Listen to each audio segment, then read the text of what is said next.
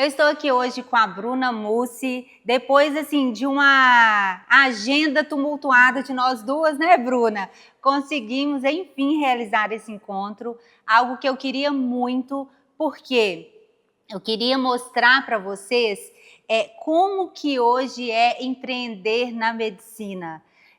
Esse novo modelo de negócios que os médicos estão enfrentando mesmo, né? E a Bruna é uma pessoa que eu acho que tem muito a acrescentar para vocês, porque além de médica oftalmologista, ela é empresária, empreendedora, mãe de 3 filhos, né, Bruna? Conta um pouquinho pra gente, Bruna, como que foi sua trajetória aí até você chegar na medicina?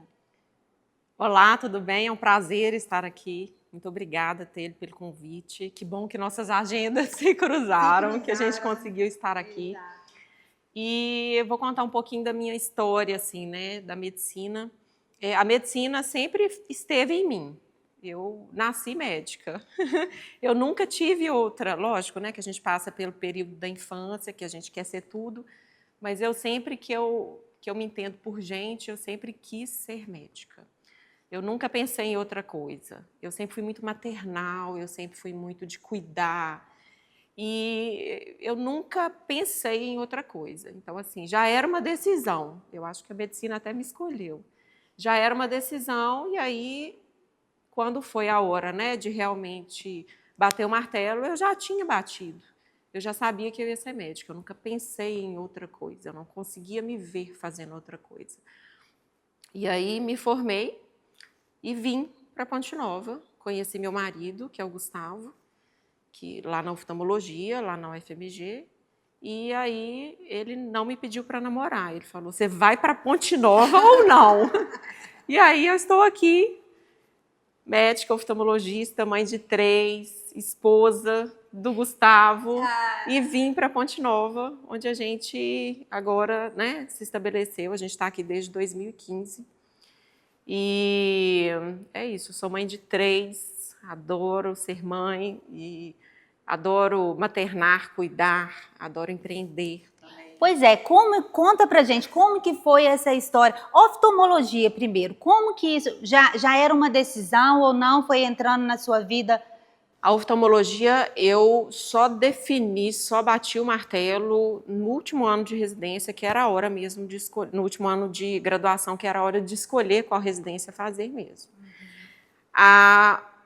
Durante a faculdade, eu entrei querendo ser pediatra, depois eu quis ser hemato, depois eu quis ser gastro, e no final eu fiz uma escolha bem objetiva e racional da oftalmologia, porque a gente não tem a oportunidade durante a faculdade, pelo menos na minha, onde eu passei, de vivenciar a oftalmologia como ela realmente é. Então, eu precisei fazer uma escolha racional. Então, por que oftalmologia?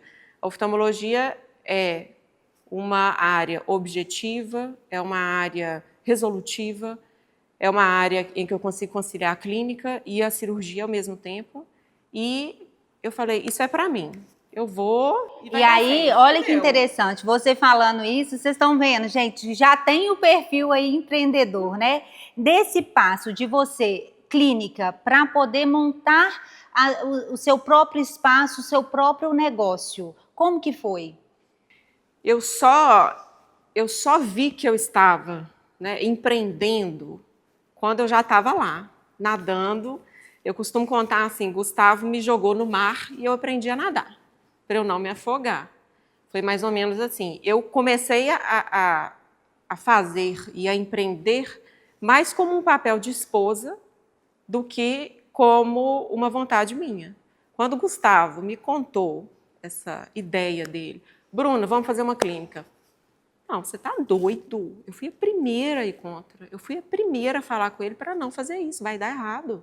Não faz isso. Para quê? Já está ótimo. Por que nós vamos inventar essa moda? Fica quieto. Para, sossega, Gustavo. E eu não consegui ter essa visão, esse olhar. Talvez não por medo, mas por nunca ter tido esse insight. E a pandemia veio e mostrou que se a gente ficasse parado também era um risco talvez maior do que da gente seguir empreendendo. Então, a pandemia, acho que transformou muita gente, muita coisa. Com certeza. E aí ela deu esse gatilho na gente, assim, você não está seguro não tendo seu próprio negócio. Você não está seguro. A gente se viu numa situação dentro de um hospital e a qualquer momento a gente podia nem ter aquele espaço físico mais.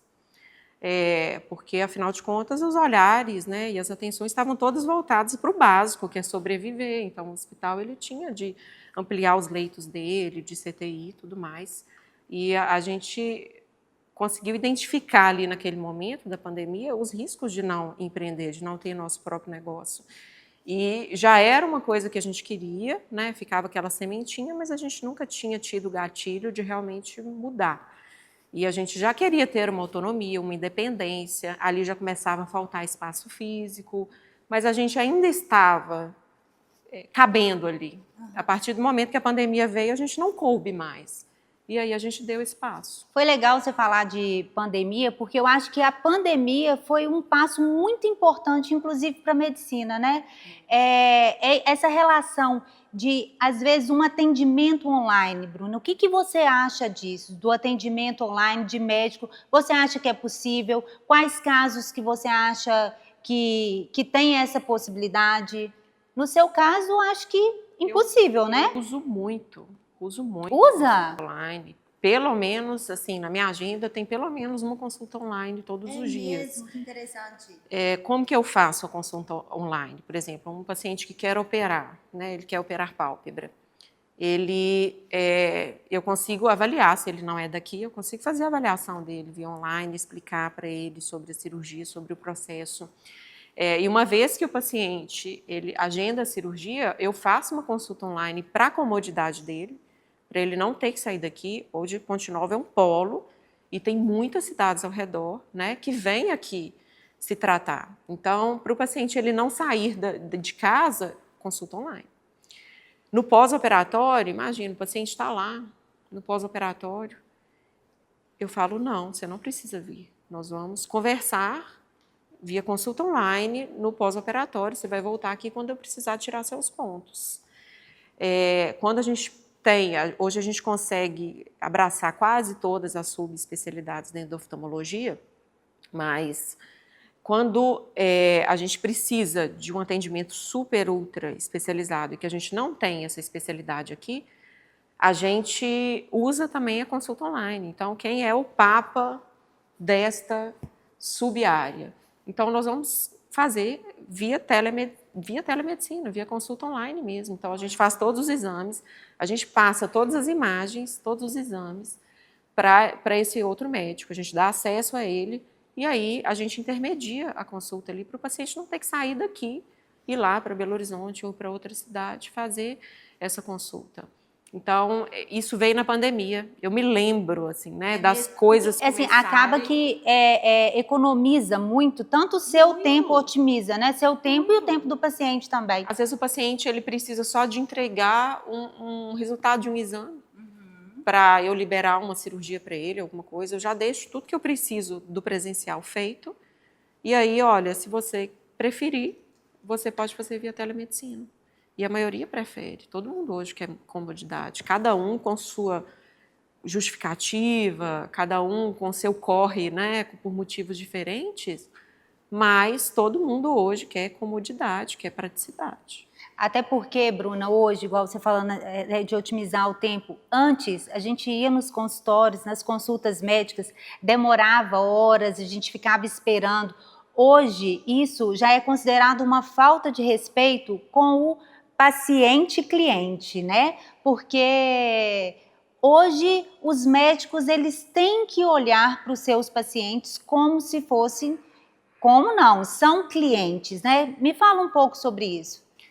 Eu acho que o segredo é justamente esse, assim, a gente tem que entender a demanda do paciente e essa demanda ela muda o tempo todo e cada um tem uma demanda diferente. Por isso que é tão importante, né, a gente conseguir mapear, a gente ter um conhecimento assim, profundo mesmo em relação às pessoas, aos comportamentos, para a gente conseguir mapear e entender o que cada um ali precisa. Então, lá na clínica, a gente tem uma grande preocupação em relação a isso. Então, por exemplo, se a Taylor foi lá e a Taylor ela só consegue ser atendida nas quartas-feiras às 16 horas, todo mundo já sabe. É isso que ela precisa. Se a Taylor precisa de maçã e eu entrego banana, eu não resolvi o problema dela. E aí, por que eu tenho uma clínica se eu não consigo resolver o problema de ninguém? Então, o motivo da gente estar ali é justamente para a gente conseguir fazer com que a gente consiga entregar a demanda de cada um. E eu acho que também enxergar igual a sua clínica, quando ela chegou aqui, foi realmente algo inovador, revolucionou a história da oftalmologia. Vocês entregam muito mais, né, do que a cidade mesmo oferecia. Então, assim, veio como veio para agregar e abranger tudo isso. E as experiências, você falando aí sobre os atendimentos e entender o que o paciente precisa. Como que é essas experiências do cliente? O que vocês oferecem na clínica? Olha, Taylor, o que a gente oferece a gente respeita o cliente, o foco é justamente nele. A gente não tem muita parafernália, vamos dizer assim. A gente não se dedica muito às coisas que a gente não acredita que sejam muito importantes. Então, não adianta eu entregar uma água toda chique. Não sou eu, não é o Gustavo, não é a clínica, não somos nós. Então, eu não capricho no rótulo da minha água. Eu capricho no que você precisa. Você capricha na maneira que você vai entregar aquela água, na Exatamente. conexão que você vai gerar com o cliente. Então, a gente tenta voltar os olhares, porque se a gente deixar, nós somos levados pelo comportamento de manada, né? E uma empresa, ela precisa ser sustentável. Uma empresa, ela precisa saber para onde ela vai direcionar seu olhar, porque ela não consegue abraçar tudo. E a gente tem muito essa filosofia, assim, o que realmente importa. Conhecimento do cliente, né, Bruna? Você falou uma coisa aí muito legal. Só abrindo um parênteses, porque às vezes a gente foca tanto em detalhes. Eu vejo muitas empresas focando justamente, você está falando da água, mas em comprar uma água rotulada. Entendeu? E aí, o que isso vai agregar para um cliente? É você conhecer seu público-alvo. Você está lá atendendo uma senhorinha, um cliente mais simples, que não sabe, não tem nem noção do que é aquilo. É um custo a mais que a clínica está tendo para não gerar a conexão esperada, né? E a gente investe justamente na conexão. E é algo genuíno. Então, a nossa equipe hoje, né, a cultura que foi sendo construída ali dentro da empresa, né, da clínica, só ficou quem realmente já tem isso por natureza, a conexão. Então, assim, a gente vibra, sabe? Nossa, a gente conseguiu, o paciente internou, a gente fez, a gente ligou, a gente liberou esse procedimento para ele, a gente conseguiu... a gente brinda com um copo descartável e água. Gente, conseguimos, é isso. Então, ali dentro, a gente realmente está conectado com o paciente, com a resolução dele, do problema que ele precisa resolver. E não com... E eu acho que isso é uma coisa assim, que eu aprendi muito na vida. Eu amo empreender, porque é ali que a gente consegue... O que a gente aprende ali, a gente... coloca também na maternidade, no casamento, nas relações sociais, em tudo. E uma das coisas que eu tenho aprendido muito é a me tirar do foco. O foco não sou eu, o foco não é a clínica, o foco não é a água rotulada, o foco não é esse.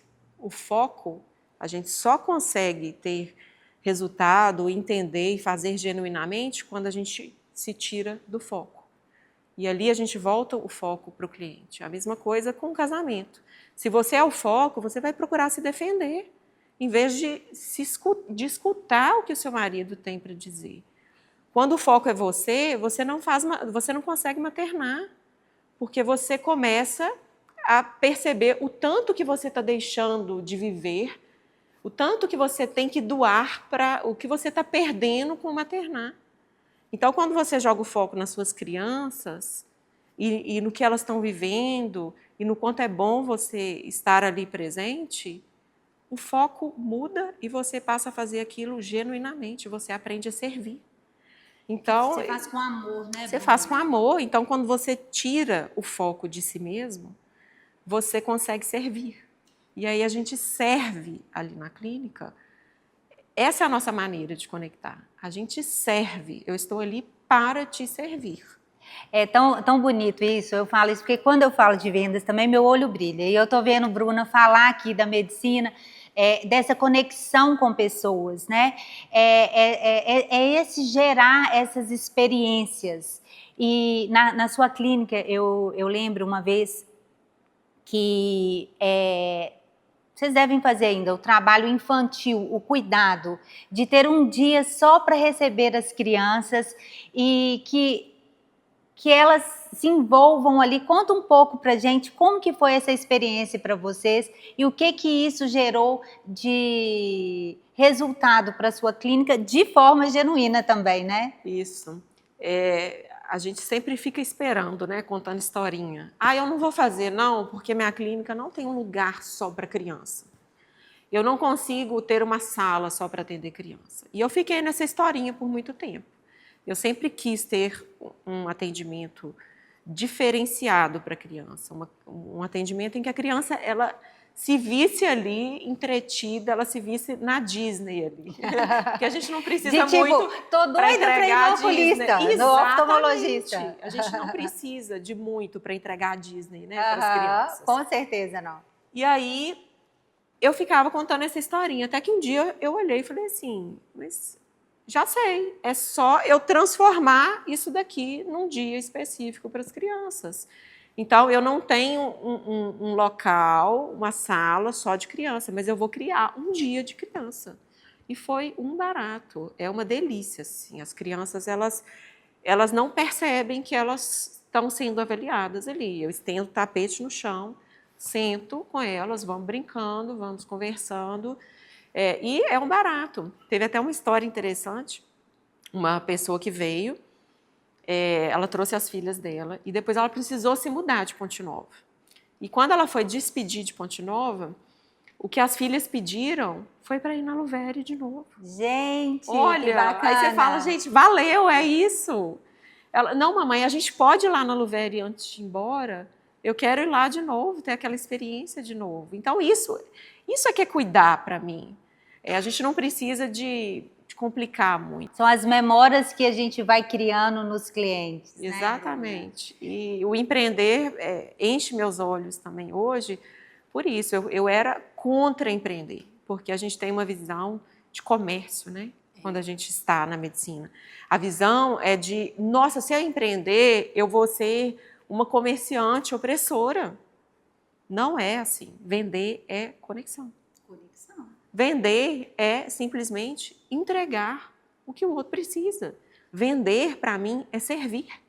Vender, para mim, é cuidar. E só quando essa chave virou e eu entendi o que você chama de vender, né, na sua mentoria, na sua aula, é o que o médico tem dificuldade de aceitar, mas é o que o médico faz. Ele cuida, ele serve, ele atende uma demanda. Então, hoje eu adoro vender, porque vender para mim é cuidar. É porque na medicina vocês também não têm uma aula sobre isso, né, Bruna? O foco é entre salvar vidas e pronto. E aí vocês não têm... Mudou isso ou ainda continua sendo algo tão... A gente sai completamente despreparado, Taylor. A gente realmente não tem noção nenhuma do que é empreender, de nada, quando a gente sai, né, da medicina. Quando a gente sai da faculdade, a gente tem que começar do zero e a gente não sabe onde estudar, como fazer.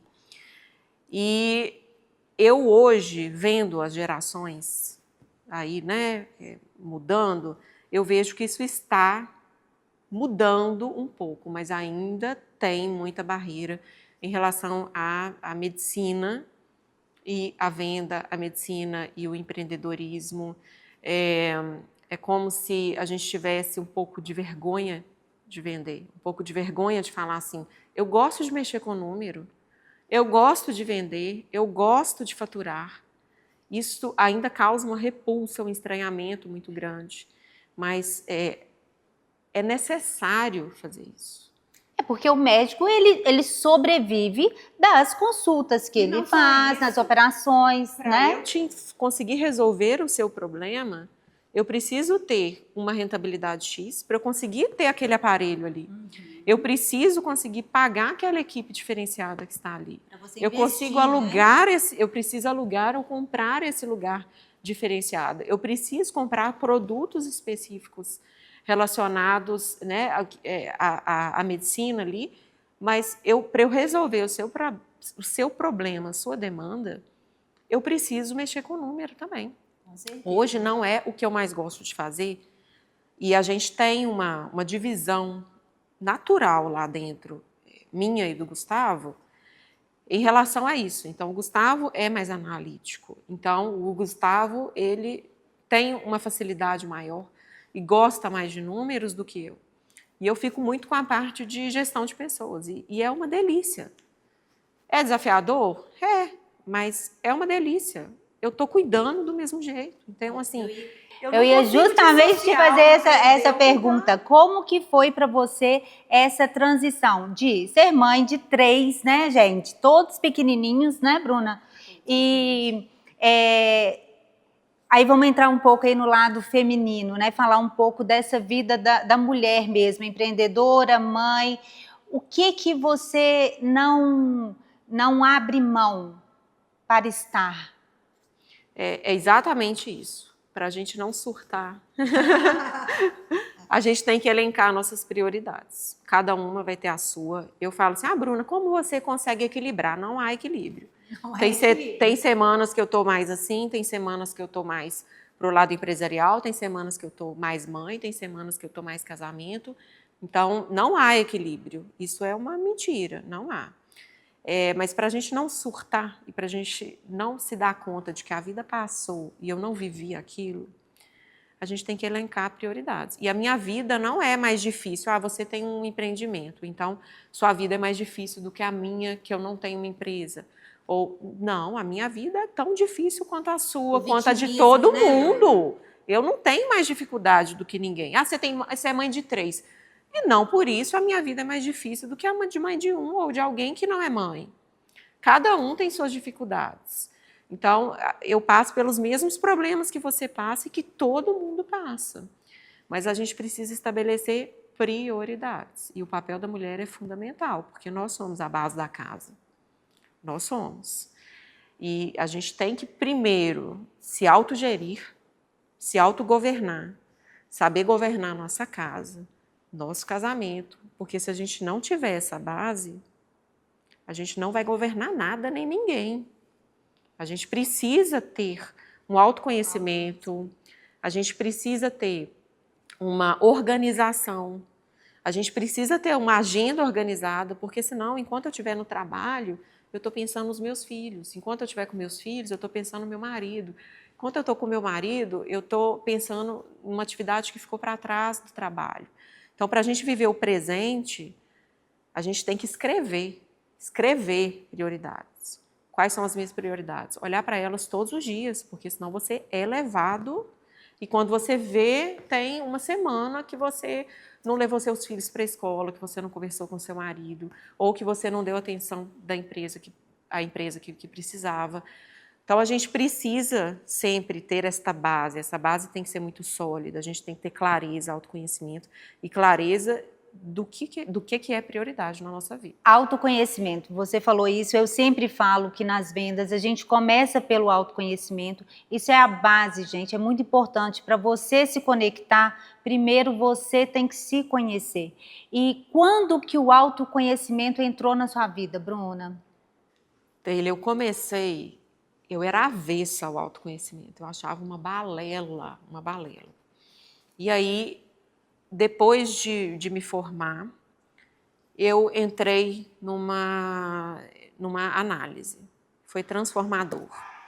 E aí a Rose, que é a minha psicanalista, virou várias chaves. E ali eu consegui tomar várias decisões, consegui refletir sobre uma série de coisas ali que impactariam na minha vida para sempre. Ali começou o meu autoconhecimento e aí eu Não parou amei mais, aquilo ali. Não dá para parar uma vez que você sai do escuro. Você pode até não saber por que você está ali. Mas você vai descobrir e você vai se descobrir. Parece muita bobagem, eu sei, porque eu era assim também. Então você não precisa estar no fundo do poço para você procurar autoconhecimento. Você precisa de autoconhecimento. Todo mundo precisa de autoconhecimento. Como que eu vou saber se eu preciso? Você precisa. É um fato, todo mundo precisa. Eu brinco até com a Leonise, né, que é psicóloga infantil, eu falo, pode trazer, assim que sair do berçário, já pode trazer aqui? Pode trazer. Porque eu acho que as crianças têm que se autoconhecer, assim, tem que ser uma coisa, para mim, tinha que ser matéria da escola. Que é uma maneira que ela aprende a se comunicar e pegar aquilo ali que ela tem de melhor e saber como que eu vou usar isso aqui. É a melhor né? ferramenta. E aí você consegue, a partir do momento que você se autoconhece, você entende suas limitações, você para de bater cabeça com aquilo. Exato. Ou você decide que você vai realmente empenhar uma quantidade de esforço ali. Nem todo mundo consegue fazer como eu faço. Gustavo, você é o cara dos números. Toma aí para você. Eu não sou e eu não quero ser. Exatamente. E nem todo mundo consegue ter esse autoconhecimento e ter a oportunidade de ter alguém ali para pegar aquela parte, né, que não te cabe. Mas o autoconhecimento, ele é assim, e cada vez que você descobre uma coisa, você sai de um escuro, assim, impressionante. Então, quando eu fiz o perfil comportamental com você, né, Taylor? Eu saí de um escuro, assim, eu falei, é isso, é por isso que eu sou assim, é por isso que o fulano é assim, é por isso que o ciclano é assim, é por isso que na empresa... E eu fiquei horrorizada, eu falei, gente, eu invisto tanto em conhecimento e eu nunca tinha direcionado o meu conhecimento, né, o autoconhecimento, no sentido do perfil comportamental. E como que eu já contratei gente sem saber? Então, você sai de um escuro. Como que eu já lidei, como que eu consegui chegar aqui sem saber essas limitações? Porque o perfil comportamental, ele entrega isso mapeado, ele mapeia para você. Então, ele consegue te entregar suas limitações, onde você vai ter problema, onde você vai ter facilidade, como você vai deslanchar. Então, o perfil comportamental é uma das ferramentas que me ajudou muito também.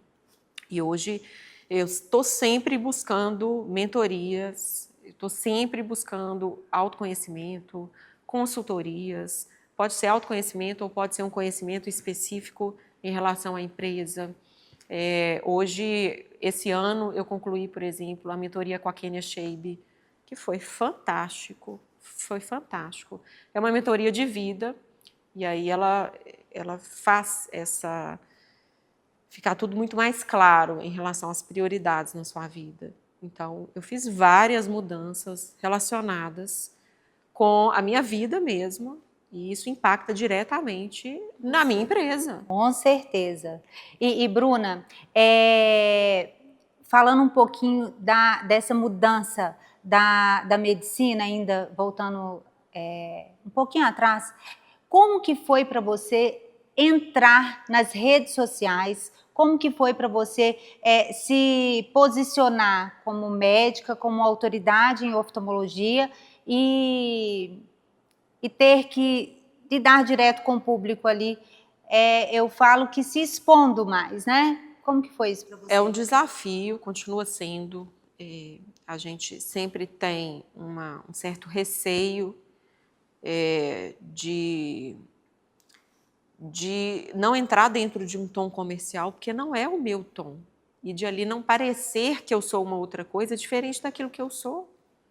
Então, a gente tem que ter uma identidade muito bem consolidada para a gente aparecer nas redes sociais. Quando a câmera liga, a gente esquece de tudo. A gente esquece de quem a gente se perde. A gente esquece. É impressionante. Porque a gente está preocupado com o que o outro vai pensar. Vai pensar. Exatamente isso. A gente se perde, a gente não sabe nem quem a gente é quando a câmera liga. E a gente precisa treinar, é um treinamento mesmo. A gente não nasceu nessa era em que a gente liga a câmera, em que a gente, né, grava tudo, em que a gente grava a nossa vida. E o mais importante para mim dentro do marketing, dentro dessa era digital, né, de marketing, é o que não fazer. Então, é o que eu mais me preocupo, para não entrar dentro do comportamento de manada. Então, eu não sou essa. Você acha que hoje um médico que não está nas redes sociais, ele tem essa capacidade de ser reconhecido? Porque antes era diferente, né? Era por indicação. E hoje, quando você vai procurar um especialista, você já vai direto nas redes sociais. Eu acho que o papel da rede social é justamente esse. Até ele fez uma cirurgia e gostou. E até ele falou com o João, indicou. O João vai dar uma passadinha no Instagram da Bruna para ver se essa médica se posiciona da maneira como ele quer. Ele vai ver se ele se conecta com essa pessoa. Mais do que qualquer tom comercial, que eu sou avessa a isso, eu acho que ali não cabe dentro da medicina um tom comercial, compre, compre, está na promoção. Não pode ter isso. Nós não somos produto. Então, a gente não está ali para fazer uma venda sem conexão. A gente está ali da mesma maneira que a gente está no presencial. E eu acho muito importante a gente ter a rede social. Ainda há espaço para o médico que não tem a rede social, porque um médico que já é de uma geração anterior, ele já consolidou dentro do boca a boca a sua carreira, mas hoje eu não consigo ver um médico que está começando conseguir se consolidar somente ali no boca a boca. Eu acho que ele perde muito com isso. É a principal ferramenta de marketing hoje é a rede social e ela se faz necessária. Bruna, você fica super à vontade? Não. Talvez daqui a alguns anos eu esteja super à vontade. Mas é necessário, tem que ser feito. E eu também sou muito adaptável. Então, o que precisa fazer, eu vou fazer. É para fazer? Beleza, vamos fazer. Eu só não aceito modificar a minha identidade para eu caber dentro de um entretenimento. Então, eu sei que eu nunca vou estourar numa rede social. Porque eu não sou entretenimento, eu posso mostrar um pouquinho da minha rotina, da minha vida. Eu posso mostrar, mas eu não sou entretenimento. E eu me nego a ser somente entretenimento. Eu me nego a ser comercial. Eu me nego a infringir os meus valores. Então, eu tento não seguir a manada ali, eu tento fazer da maneira como eu creio e como eu sou. Então, o paciente ele não pode encontrar ali uma Bruna que ele não vai encontrar no consultório. Eu não posso vender o que eu não sou. Eu quero entregar justamente a minha individualidade ali. E é um desafio. Porque quando você vê, você está copiando o outro. Porque você não foi instruída como fazer, não tem manual. Porque hoje existem, eu até estava conversando com a minha irmã esses dias sobre isso, existe os influenciadores, né? Você influenciar uma pessoa é algo muito sério, é algo muito... Aí ela me perguntou assim, quem você mais gosta? Eu falei, eu tenho minhas inspirações. É diferente você se inspirar em alguém e querer se motivar com ela, né? Do que você influenciar. Influenciar é algo muito, muito sério, né? Muito sério. E hoje dentro da medicina a gente tem muitos bloqueios em relação a isso, em relação aos posicionamentos, em relação... Eu acho que o médico ele tem mais dificuldade em relação a isso, a mostrar um pouco mais sua vida. Eu sou uma pessoa reservada. Então eu também tenho, né, assim, eu já seria, né, pelo meu próprio perfil mesmo, eu já seria uma pessoa mais reservada. Mas agora eu tenho que abrir minha vida. E a gente tem sempre que ir treinando, ir entendendo. Mostrar com intenção. Mostrar né? com intenção. Sabendo por que aquilo ali está sendo divulgado. Mas não faz sentido. Mas a gente lutar contra isso já é uma realidade. Já é uma realidade. Adapte-se E pronto, adapte-se, faça da sua Sobrevive maneira. quem se adapta melhor, Exatamente. né, Bruna? Agora você tem que se adaptar a isso. E você falando, achei, da nova medicina ainda, você hoje trabalha com procedimentos estéticos também, uma medicina voltada para melhorar, né, embelezamento e tal. E isso, Bruna, tem ficado cada vez mais, eu vou colocar um parêntese, banalizado, por pessoas não qualificadas atendendo. Me fale sobre isso e dos perigos que isso pode causar. Isso é um reflexo, assim, da sociedade, né, Taylor? Porque hoje as pessoas, elas não têm sua própria identidade, não se autoconhecem, não se autovalidam. E aí elas precisam se transformar em outra coisa para fugir daquilo. Então, eu não me amo, mas eu vi a Taylor postando umas coisinhas e ficou legal. Então, eu vou copiar a Taylor, vou copiar a cara da Taylor. Eu vou copiar esse manual aqui que fez a Taylor chegar ali. E aí eu vou ficar com a cara de todo mundo. E o pior, eu vou fazer isso de uma maneira tão desesperada que eu vou deixar minha segurança de lado. E aí tá valendo qualquer coisa para eu fugir de mim. Assim é com álcool, né, com droga. A pessoa ela tem que sair de si para ela se aceitar. Então isso é um reflexo da sociedade. Eu acho que não há como lutar contra isso, porque é uma coisa que vai acontecer mesmo, é uma demanda que vai existir dentro da sociedade. É por isso que existe esse mercado, é por isso que esse mercado está aí crescendo cada vez mais, porque por uma doença da sociedade mesmo. E é assim com o procedimento estético, é assim com as mídias sociais, está todo mundo igual a todo mundo, está todo mundo copiando, está todo mundo se posicionando de uma maneira que às vezes nem é o que a pessoa pensa. E é uma pena, porque a gente, né, consegue rejuvenescer, consegue melhorar, né, de uma maneira muito segura. Você fazer um procedimento estético com um médico é muito diferente de você fazer um procedimento estético com alguém que não tem o conhecimento sobre o corpo humano em geral, né, Bruna? Quando é o que a gente comentou aqui sobre sair do escuro, principalmente, né? Dessa região, né, dos olhos, né? Tudo tem risco e eu não vendo um sonho, eu não faço o paciente acreditar que aquilo ali é sem risco. Não, porque tem risco, tem, mas a gente minimiza os riscos. Então, tem risco de você ser atropelada hoje na rua?